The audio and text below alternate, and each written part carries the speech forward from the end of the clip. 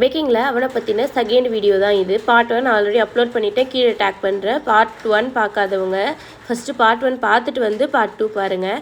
சரி வாங்க வீடியோக்குள்ளே போகலாம். டெம்பரேச்சர் மார்ஃபி ரிச்சரை பொறுத்த வரைக்கும் 170 to 180 டெம்பரேச்சர் இருக்கணும். 170 எனக்கு தெரிஞ்ச அதிகம். ஏன்னா குக்கீஸ்லாம் வந்து சீக்கிரமாவே பேக் ஆகி 2 வாட்டி எனக்கு அருகிருச்சு ஸ்டார்டிங்ல. எனக்கு இப்ப வந்து நான் கொஞ்சம் தெரிஞ்சுக்கிட்டேன் 170 இது வந்து மார்ஃபி ரிச்சர் ஓகே. பட் வந்து அதர் பிராண்ட் வந்து நான் வண்டர் ஷேப் ஒண்ணு வச்சிருக்கேன். அது வந்து 180ல இருந்து 185 ஆகுது. தென் வந்து டைமிங் வந்து என்ன ஆகும்னா, ஃபுல்லா இங்க நம்ம எவ்வளவு மினிட் வைக்கிறோமோ, இப்ப 300 மினிட் வைக்கிறோம்னா சுவிட்ச் ஆன்லயே இல்லைனாலும் அது இது பண்ணிட்டே இருக்கும், சுத்திட்டே வந்து இந்த சவுண்ட் குடிச்சிருச்சுன்னா இது வந்து ஆஃப் ஆயிடுச்சுன்னு அர்த்தம்.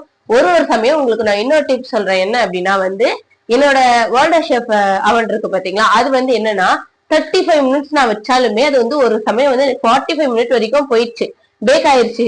ரொம்ப நேரம் பேக் ஆகி அந்த கேக் வந்து நல்லா இல்லாம போயிடுச்சு. டைமிங் வந்து ஒரு சமயம் மிஸ் ஆயிடும். அதனால நீங்க வந்து போன்ல டைமர் ஆன் பண்ணி வச்சுக்கிறது பெட்டர். இந்த மாதிரி யூஸ்ஃபுல்லான டிப்ஸ் அண்ட் ட்ரிக்ஸ் செஞ்சுக்க நம்ம சேனலை சப்ஸ்கிரைப் பண்ணி ஃபாலோ பண்ணி வச்சுக்கோங்க. தேங்க்யூ.